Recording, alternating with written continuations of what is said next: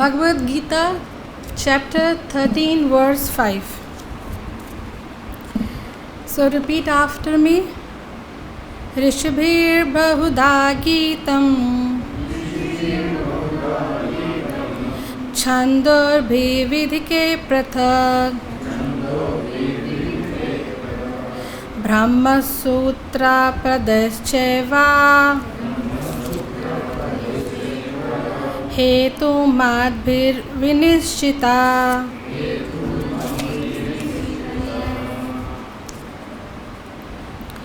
Word-to-word translation. Rishibhi, by the wise sages. Bahuda, in many ways. Gitam, described. Chandobhi, by Vedic hymns. Vividhe, various. Prathak, variously. Brahma Sutra, of the Vedanta. Padeh, by the aphorism. Ka, also. Iva, certainly. Hetu madbhihi, with cause and effect. Vinishchintaya, certain. Translation. That knowledge of the field of activities and of the knower of the activities is described by various sages in various Vedic writings. It is especially presented in Vedanta Sutra with all reasoning as to cause and effect. Purport by His Divine Grace A.C. Bhakti Vedanta Swami Srila Prabhupada. Srila Prabhupada ki jai. The Supreme Personality of Godhead, Krishna, is the highest authority in explaining this knowledge. Still, as a matter of course, learned scholars and standard authorities always give evidence from previous authorities. Krishna is explaining this most controversial point regarding the duality and non-duality of soul and the supersoul by referring to a scripture, the Vedanta, which is accepted as authority. First he says, this is according to different sages, as far as the sages are concerned. Besides himself, Vedavyasa, the author of Vedanta Sutra, is a great sage, and in the Vedanta Sutra, duality is perfectly explained. And Vedavyasa's father, Parashara, is also a great sage, and he writes in his books of religiosity, Aham Tvamcha Tathanya, we, you, I, and the various other living entities are all transcendental, although in material bodies. Now we are fallen into the ways of three modes of material nature according to our different karma. As such, some are on higher levels and some are on lower nature. The higher and the lower nature exist due to ignorance and are being manifested in an infinite numbers of living entities. But the super soul, which is infallible, is uncontaminated by three qualities of nature and is transcendental. Similarly, in the original Vedas, a distinction between the soul and the super soul and the body is made, especially in the Katha Upanishad. There are many great sages who have explained this. The Parashara is considered principal among them. The word Chando Bihi refers to the various Vedic literatures. The Taittiriya Upanishad, for example, which is a branch of Yajurveda, describes nature, the living entity, and the Supreme Personality of Godhead. As stated before, Kshetra is a field of activities, and there are two kinds of Kshetrajana, the individual living entity and the supreme living entity, as stated in Taittiriya Upanishad 2.9, Brahma Pucham Pratashtishta there is a manifestation of Supreme Lord's energy known as Annamaya. Dependence upon food for existence. This is materialistic realization of Supreme. Then is a Pranamaya. After the realizing the Supreme Absolute Truth in food, one can realize the Absolute Truth in the living symptoms or life form. In Jnanamaya, realization extends beyond the living symptoms to the point of thinking, feeling and willing. Then there is a Brahman realization called Vijnanamaya, in which the living entity's mind and life symptoms are distinguished from the living entity himself. The next and the supreme stage is Anandamaya, the realization of the all blissful nature. Thus, there are 5 stages of Brahman realization which are called Brahman Pucham. Out of these, the first 3, Annamaya, Pranamaya and Jnanamaya, involves the field of activities of living entities. Transcendental to all these fields of activities is a Supreme Lord who is called Anandamaya. The Vedanta Sutra also describes the Supreme by saying Anandamayo. Bhyasat, the Supreme Personality of Godhead is by nature full of joy. To enjoy his transcendental bliss, he expands into Vijnanamaya, Pranamaya, Jnanamaya and Annamaya. In the field of activities, the living entity is considered to be the enjoyer.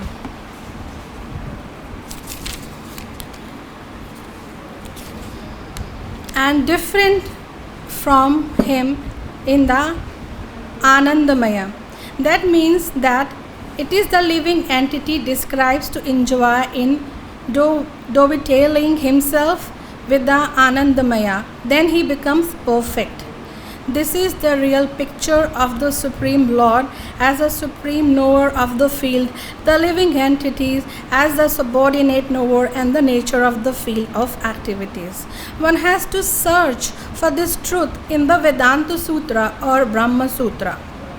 It is mentioned here that the codes of Brahma Sutra are very nicely arranged according to cause and effect.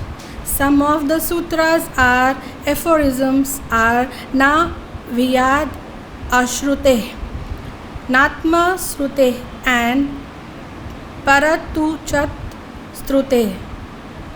The first aphorism indicates the field of activities, the second indicates the living entity, and the third indicates the Supreme Lord, the summoned moment, among all manifestation of various entities.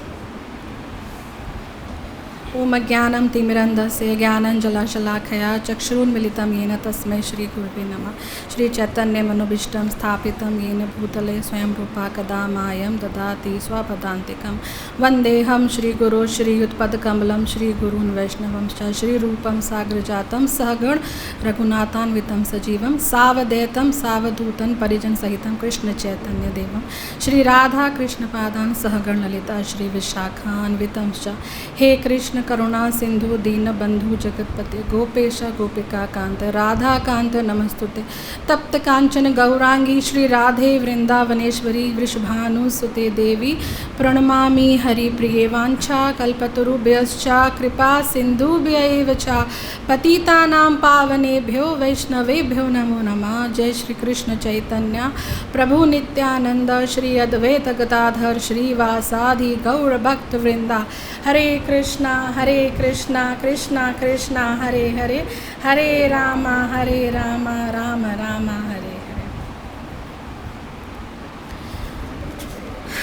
Very long purport but a lot knowledge. And every time when we read Srimad Bhagavad Gita shloka, everything seems to be very new, enchanting and full of knowledge. In today's verse, it's been mentioned here previous authorities. The Supreme Personality of Godhead Krishna is the highest authority in explaining the knowledge of Vedanta Sutra. Here in this chapter we are reading about the nature, the enjoyer and the consciousness, Kshetra and Kshetragya. So here Krishna is the highest authority, and then when we come, we need to learn from Krishna or from authorized gurus and Vaishnavas. This is called the parampara. Why we follow the parampara? Because when we are into the line of proper following rules and regulation, and disciples are being given instructions and are followed properly, the nectar of knowledge reach to the ultimate person as it is. That is why the parampara is very much important. Otherwise, anybody can give knowledge whatsoever, they think they are very learned, but then it has to come from authorities. Here in our ISKCON we follow Madhva Gaudiya Vaishnava Sampradaya, and that is coming from Shri Krishna, Brahma till Srila Prabhupada. So I'll relate a very small quick story what the work of parampara actually is. When we talk about parampara, means the lineage of guru after another guru. Here it's been mentioned you need to take the knowledge from the right authorities which are superior in understanding or which are following parampara. So let's come back to the story.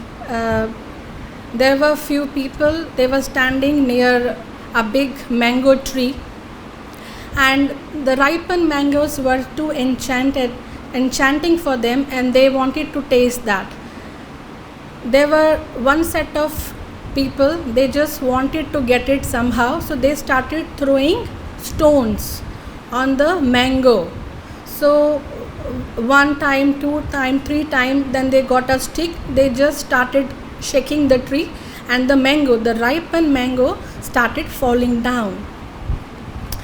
For them, yes, they have heard about mangoes, but they have never tasted, and to see it ripen form was also very attractive.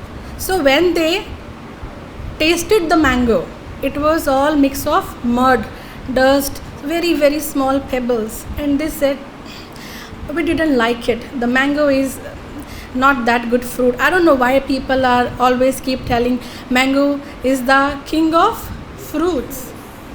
They didn't like the taste of mango, the ripened mango direct from the tree, but it got mixed with mud, dust, pebbles and everything. So the actual taste of the mango got lost because the process was wrong. The tree is same, the mango is same, but the process is wrong. Then there was next set of people, they also saw the mango tree, mango there, ripen everything. They also wanted to taste the mangoes. They have only heard of, they have never tasted, but they followed the proper process. One was standing down, they made a proper chain, and another was near the tree, another took on the shoulder of another one, then up branch, and they reached to the topmost where the ripened mangoes were hanging. They took the mangoes from there, they came down, they all enjoyed the mango, and they given the conclusion that mango is very sweet nectarian fruit. It's rightly said that mango is a king of fruits. So what we learn from it, the tree is same, the mango is same, the people who are trying to reach are different, they are following different process. That is why we require proper authorities. That is why the parampara works. That is why we need to be in any parampara. There are 4 sampradaya, 4 paramparas: Madhva Gaudiya Vaishnava Sampradaya, Nimbarka Sampradaya, Rudra Sampradaya and Kumar Sampradaya. So these 4 schools of spirituality are authorized. When you go join them, they give you the ripened mango.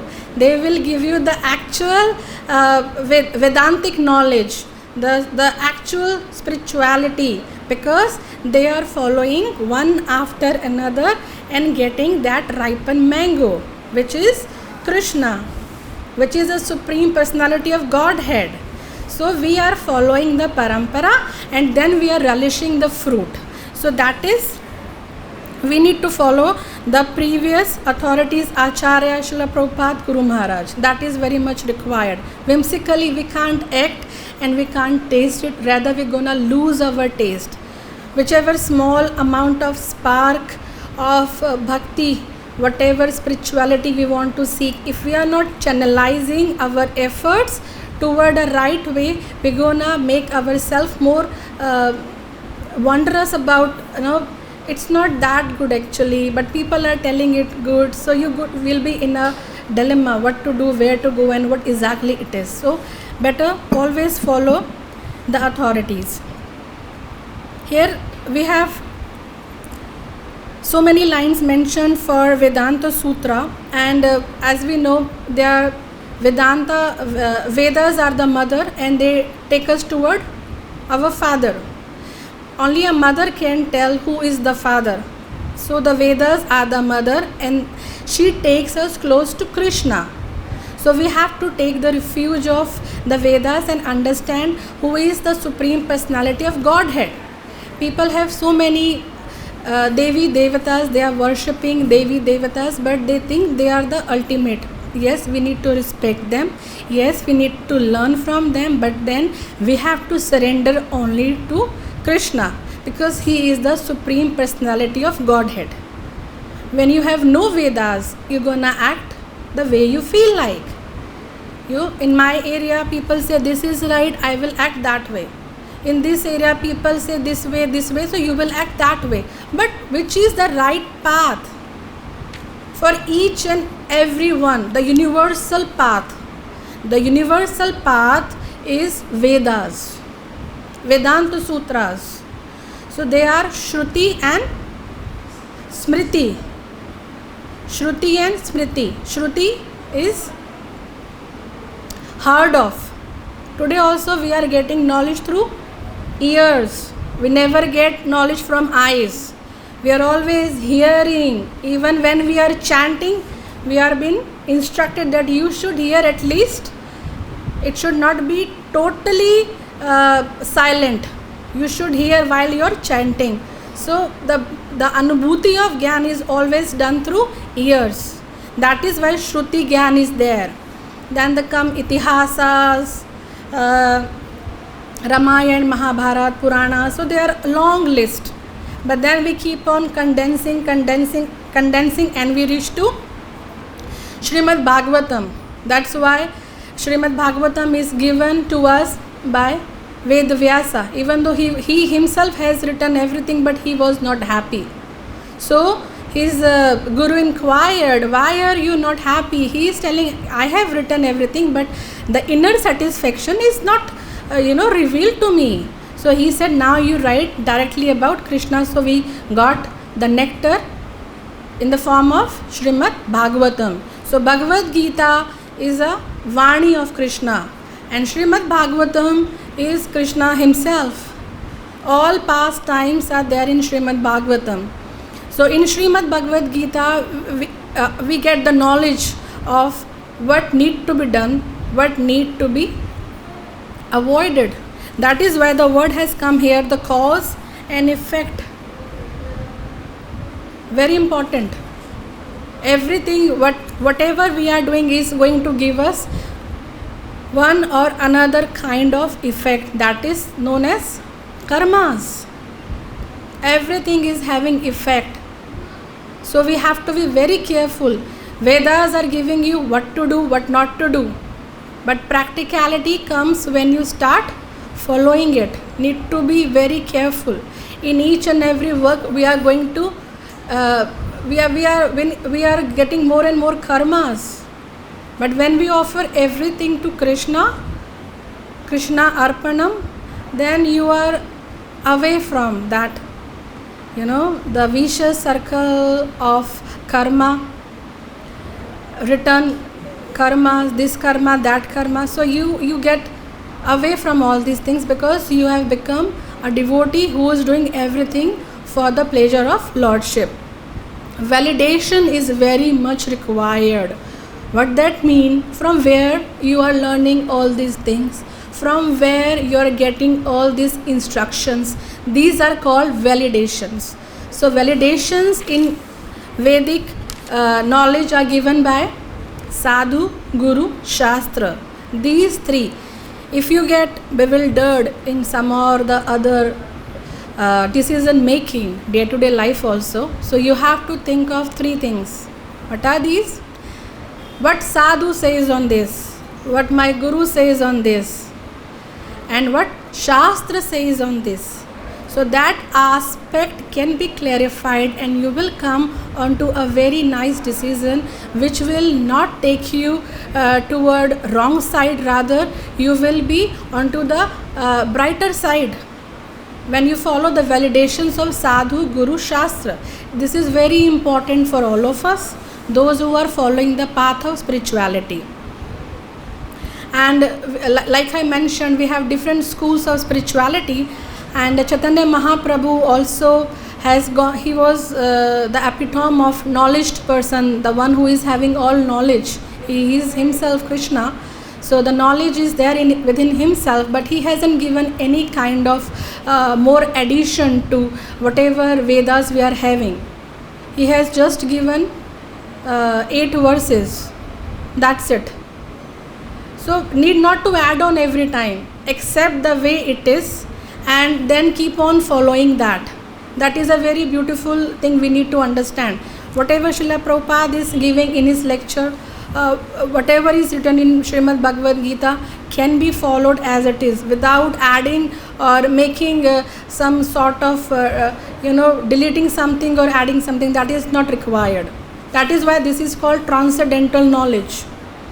When we used to study in our schools and colleges, I often quote this example because I was surprised to hear and I still under shock.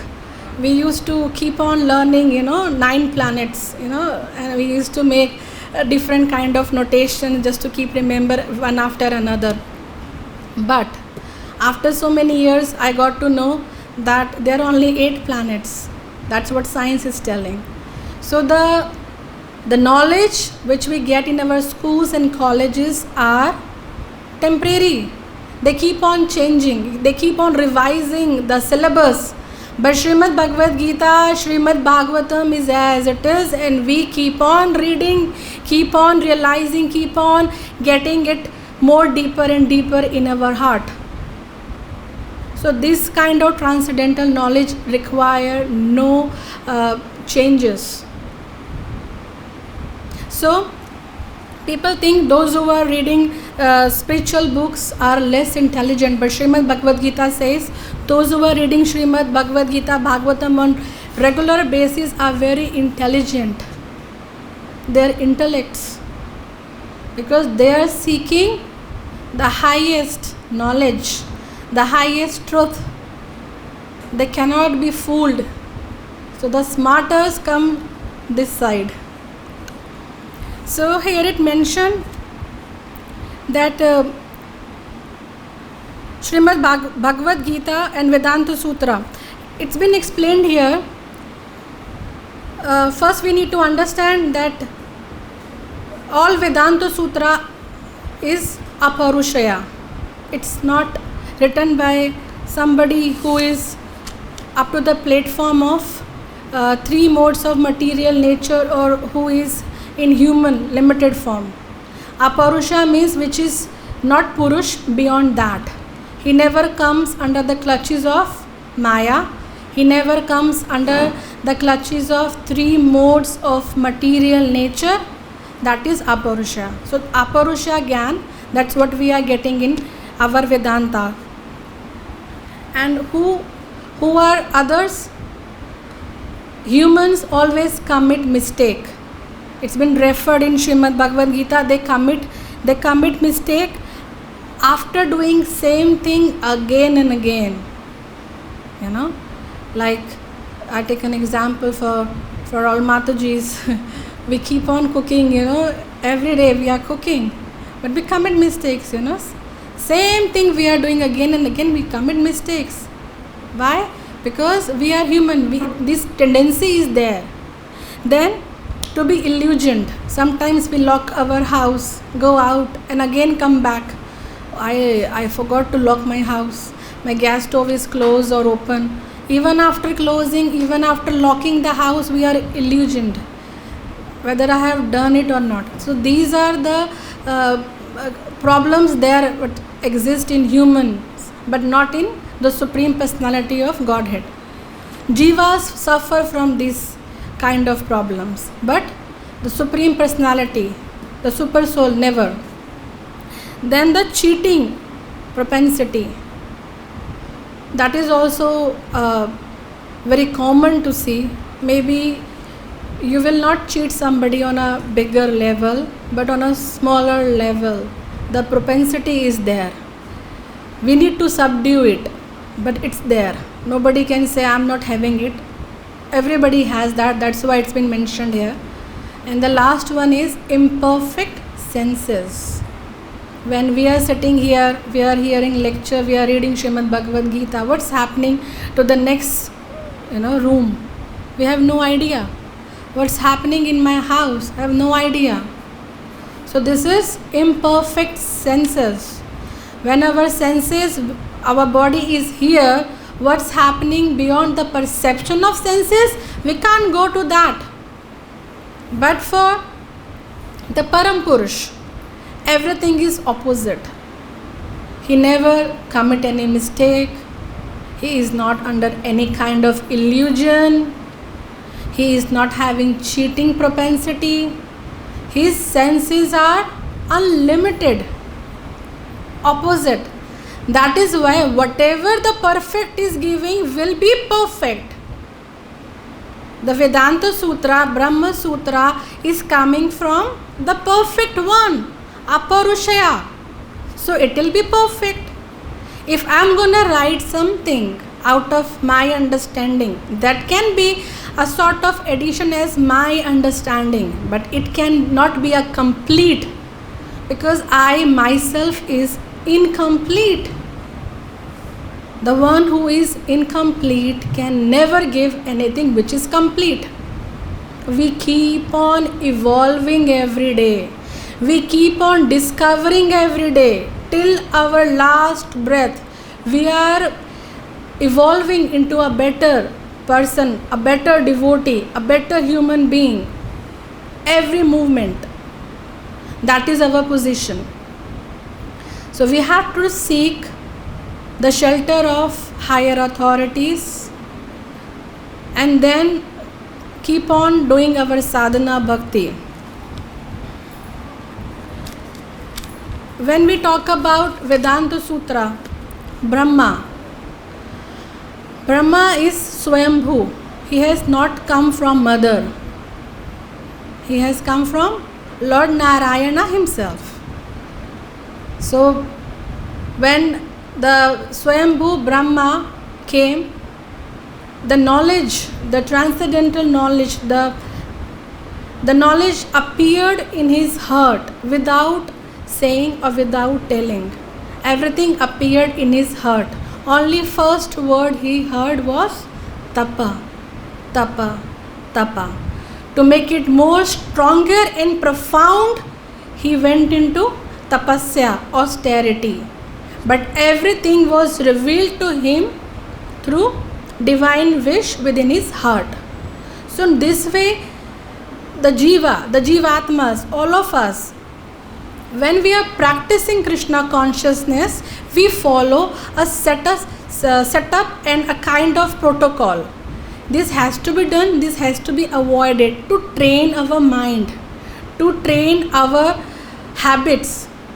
Otherwise, in full of our life, sometimes it's very difficult for a single person to get up early morning. But when you become a devotee, slowly, surely it becomes a habit. So training is very much required. Guru is very much required. Whimsically, you cannot reach where you think you can reach. So here it's mentioned there, Annamaya, Pranamaya Jnanamaya, Vijnanamaya and Anandamaya. So there are different levels where one get evolved, and slowly we have to come up to the platform where we get Anandamaya. So Anandamaya is a position where you are not get attached to anything. You are full in yourself, like Atmanand. Like Lord Krishna is Atmanand. We can never be like Krishna. We can never up to that stage. But when we quote these words, we have somebody who is there, Achyuta, the infallible one. It's been mentioned.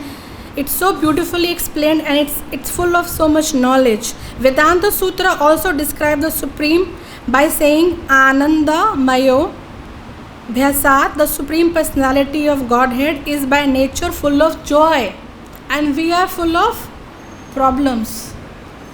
Not sorrow, but problems.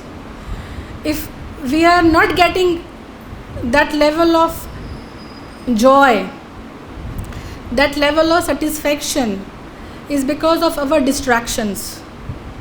And distractions are because of our unlimited desires, our association, and our way of handling things. Like I have given the example, those who wanted to taste the nectar in the form of mango were throwing the stones rather than making a chain and getting it.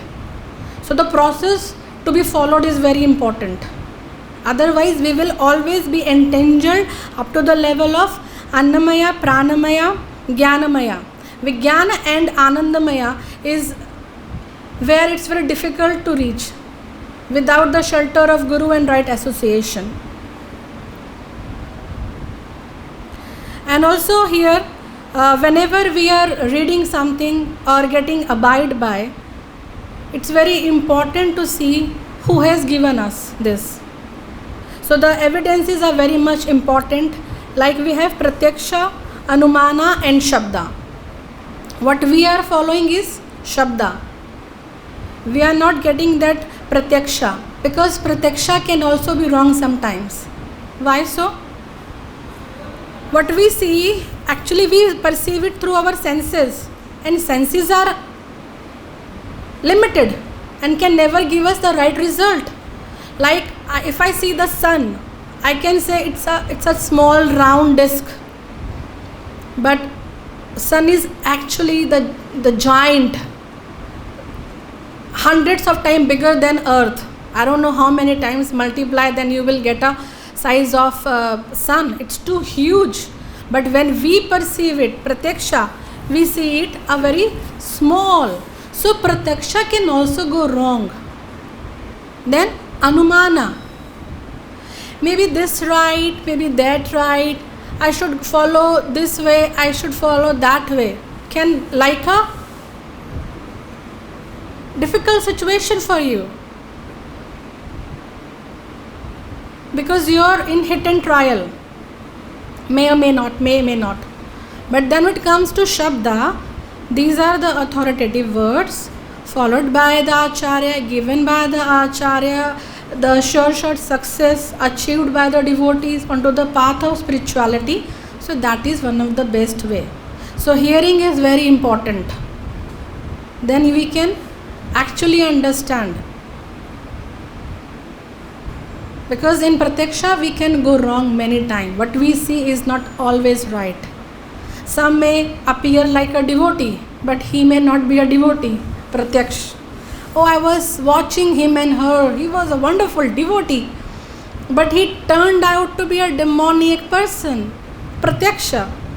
Then Anumana. I was thinking that way. You are just playing games with yourself by putting Anumana. But Shabda.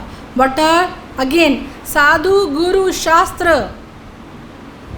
Now the situation becomes very difficult. Surrender, think, and then come to decision. What my Guru Maharaj says, what Shastra says. So Sadhu, Guru, Shastra. What Sadhu says. So this way, make the decision. How you gonna understand? When you will hear, when you will read the scriptures, Srimad Bhagavad Gita, Srimad Bhagavatam, then only we will understand what is right and up to what level I can entertain this wrong. All of us can be wrong at some point, but we should put a line. Beyond that, I can't go. This is my limit. So we have to put limit. We all commit mistakes because we are human.